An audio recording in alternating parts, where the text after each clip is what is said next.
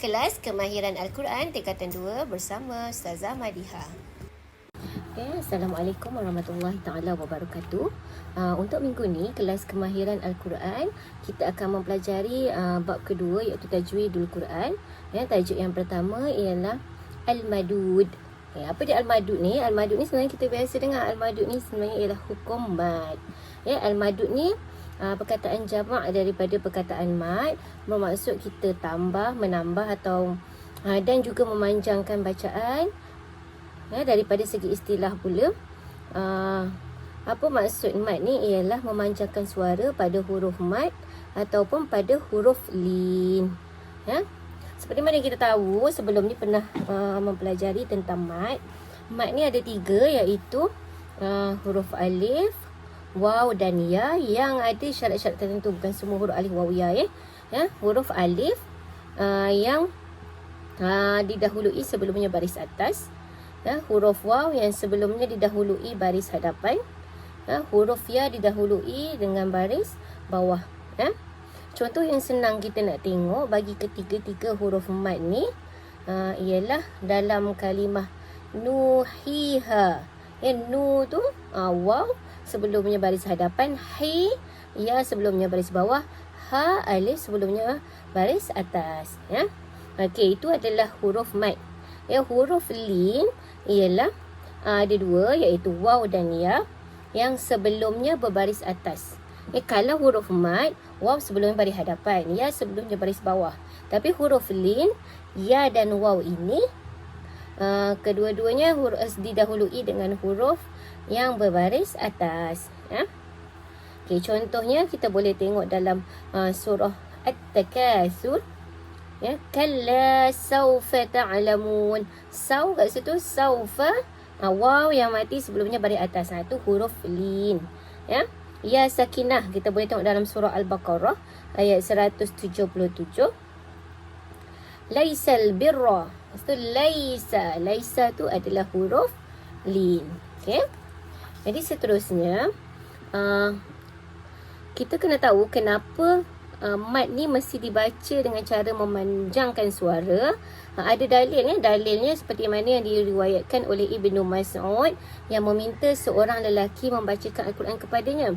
Lalu lelaki tersebut membaca ayat surah At-Taubah, ayat yang ke-60. Lelaki itu membaca tanpa memanjangkan harkat pada mad wajib muttasil. Dalam ayat tu ada disebut perkataan lil fuqara'i. Jadi kata Ibnu Mas'ud ni, bukan begitu Rasulullah SAW membaca kepadaku. Lelaki tersebut bertanya balik kepada Ibnu Mas'ud, bagaimana cara bacaan Rasulullah? Lalu Ibnu Mas'ud pun membaca ayat tersebut dengan memanjangkan kadar mad pada mad wajib muttasil yang terdapat pada ayat 60 surah At-Taubah itu. Okay, bolehlah semak surah At-Taubah ayat 60. Yang ada buku panduan KKQ boleh merujuk muka surat 157.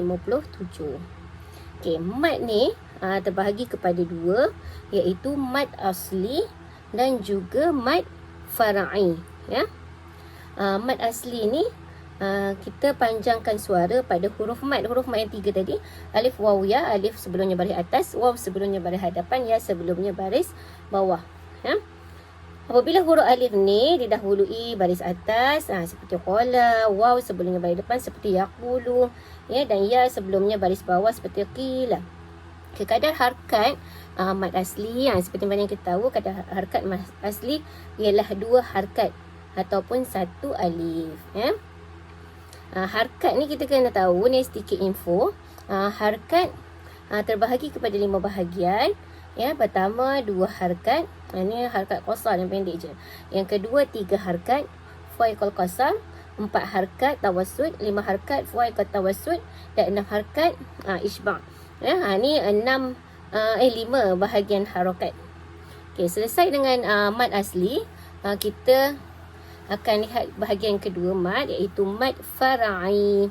Okey, mad fara'i ni kita kenali juga dengan nama mad mazidi, iaitu mad yang terjadi dengan sebab huruf hamzah atau sukun mengikuti huruf mad ataupun huruf lin. Maksudnya lepas huruf mad, alif, waw, ya ataupun huruf lin, waw dan ya berada atas tadi, diikuti dengan huruf hamzah ataupun sukun. Okey, mad far'i ni terbahagi kepada beberapa bahagian. Antaranya seperti yang biasa kita dengar, mad wajib mutasil, mad jaiz munfasil, mad silah tawilah, mad arid li sukun dan juga mad lin. Kita kena ada sedikit info. Ada sikit info mad far'i ni. Mad far'i yang disebabkan dengan sebab hamzah ni ada 4, iaitu mad wajib mutasil, mad jaiz munfasil, mad silah tawilah dan juga mad badal. Okey. Contoh bagi mad wajib mutasil yang banyak terdapat, kita boleh tengok dalam ayat 177 surah Al-Baqarah. A'udzubillahi minasyaitonirrajim. والصابرين في البأساء والضراء وحين البأس أولئك الذين صدقوا وأولئك هم المتقون. Dalam ni ada 4 kalimah al-ba'sa, itu sa tu sa'i diikuti dengan hamzah, wad-dharra'i ra tu diikuti dengan hamzah, ulaika la diikuti dengan hamzah.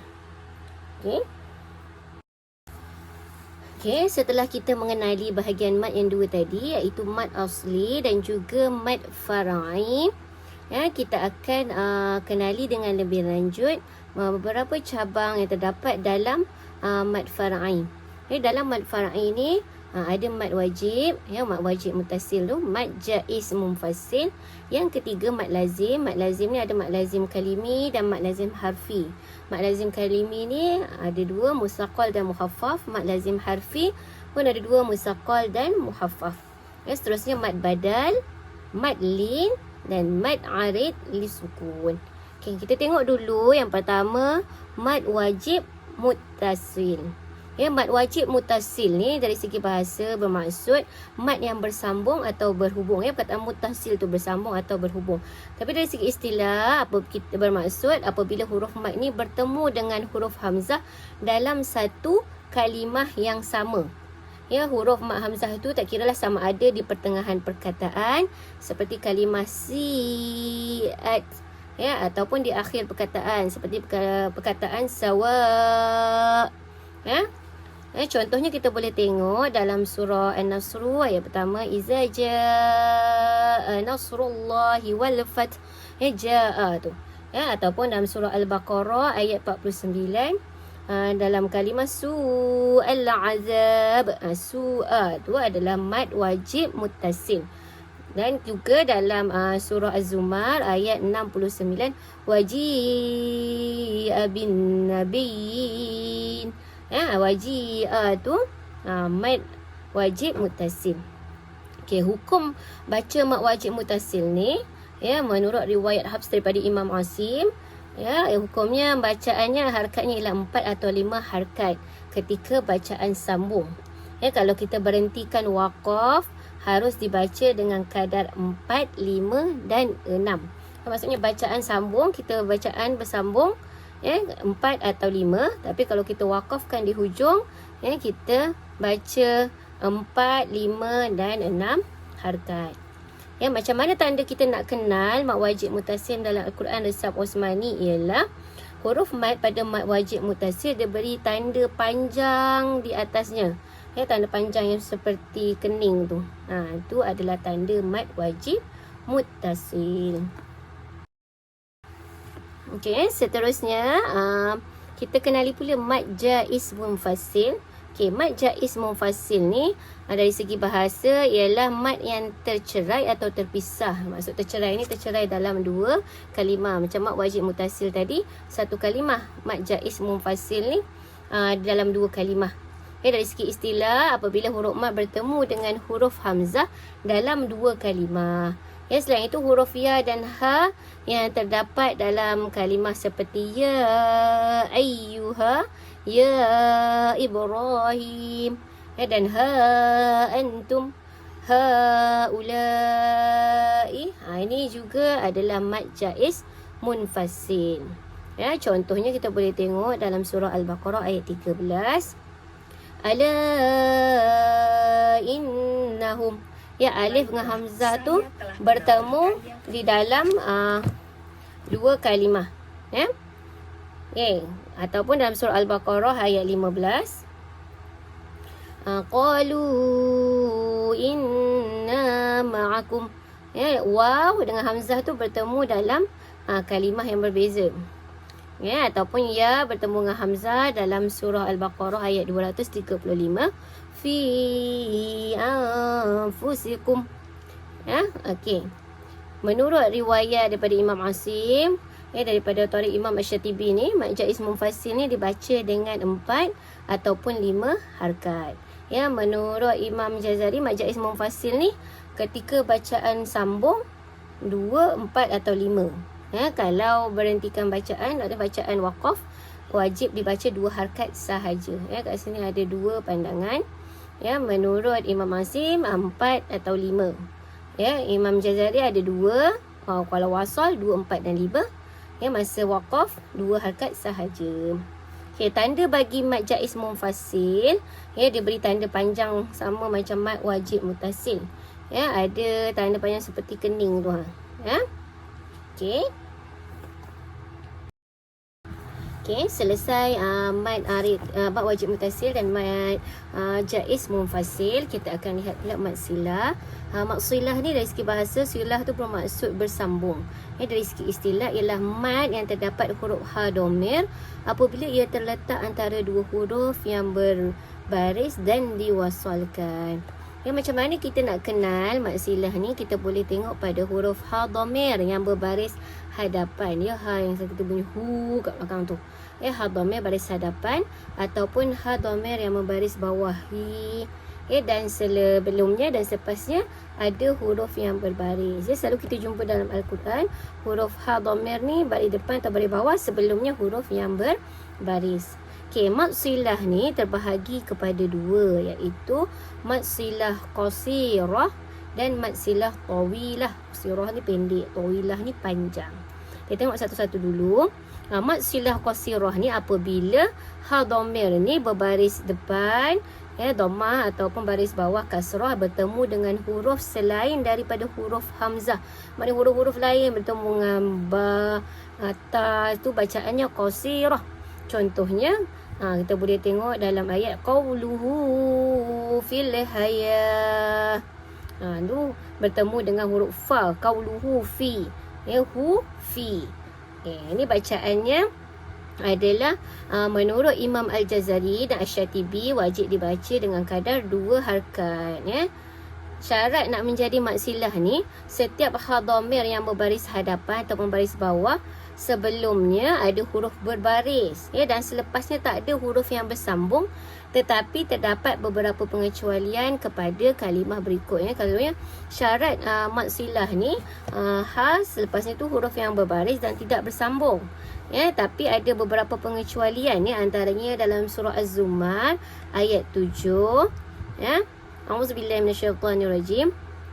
Wa in tashkuru yaradahu lakum. Arjih wa akhahu dalam surah Al-A'raf dan juga Asy-Syu'ara. Fa'alqih ilaihim dalam surah An-Naml ayat 28. Okey, jadi kalimah ini tidak dibaca dengan mad silah qasirah. Ini pengecualian kepada 3 kalimah ni. Arjih wa akha, fa'alqih ilaihim wa in tashkuru yardahu lakum. Yardahu lakum tak dibaca dengan 2 harakat, ha dhamir tu. Okay, kita tengok pula mad silah tawilah.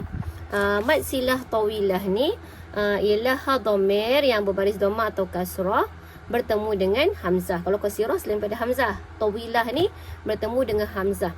Contohnya dalam kalimah dalam ayat annama lahu akhladah. Hu tu, hu bertemu dengan alif, Jadi hukum baca mad silah tawilah ni menurut riwayat Imam Hafs, daripada Imam Asim, daripada Tariq Asy-Syatibi ni kadarnya ialah 4 ataupun 5 harakat. Kita nak baca 4 boleh, baca 5 pun boleh. Ya, tapi menurut Tariq Ibnu Al-Jazari, dibaca dengan kadar panjang 2, 4 atau 5. Kalau kita baca dengan 4, annama lahu akhladah.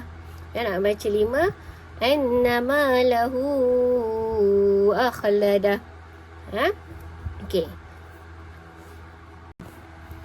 Okey, seterusnya kita sambung mad arid li sukun. Apa dia mad arid li sukun ni? Dari segi bahasa ialah mad yang mendatang kerana sukun. Ya, dari segi istilah ulama tajwid, maksudnya tiap-tiap huruf mad yang bertemu dengan huruf yang dimatikan kerana waqaf, sama ada di akhir ataupun di tengah ayat. Kenapa dinamakan arid? Kerana huruf terakhir tu dimatikan dengan sebab menghentikan bacaan, ya, bukan sebab berbaris sukun, tapi kerana kita waqafkan bacaan tersebut di pertengahan ataupun akhir ayat.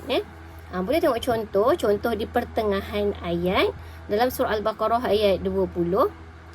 Jika kita berhenti di pertengahan ayat, a'udzubillahi minasyaitanirrajim, kullama adaa lahum masyaw fihi. Fihi kat situ asalnya bukan mad arid li sukun, tapi kita berhenti di pertengahan ayat, dia jadi mad arid li sukun, ya, sebab kita matikan tu fi, ya, sepatutnya dia fihi. Okay, contoh di akhir ayat, a'udzubillahi minasyaitanirrajim, alhamdulillahi rabbil alamin. Hukum mad arid li sukun ni kita boleh baca dengan kadar panjang 2, 4 ataupun 6 harkat. Tapi yang terbaik kita baca yang paling panjang, iaitu 6 harkat. Okey. Lagi bacaan mad lin pula. Apa dia mad lin ni? Lin ni dari segi bahasa bermaksud lembut. Dari segi istilah tajwid, lin ini ialah waw sakinah, waw yang baris mati, ataupun ya sakinah, ya yang baris mati. Sebelumnya huruf yang berbaris atas dan selepasnya huruf yang dibaca dengan sukun kerana waqaf. Ya, maksudnya dibaca mati sebab kita berhentikan bacaan. Untuk lebih faham, kita tengok contoh jika kita berhenti di pertengahan ayat. Contohnya, hazarul maut. Asalnya dia bukan mad lin, tapi kita berhentikan, dia jadi mad lin, ya, kita disebabkan waqaf. Ataupun di akhir ayat, hazal bait, ya. Jadi bila diberhentikan ataupun diwaqafkan, dia akan menjadi mad lin, ya. Hukum bacaan dia 2, 4 ataupun 6 harkat, ya. Yang terbaik kita baca 6 harkat. Okey, sekiranya ada masalah, bolehlah bertanya, ya. Jadi setakat inilah untuk tajuk mad pada kali ini, dan kita akan sambung pada tajuk hukum tajuk yang lain.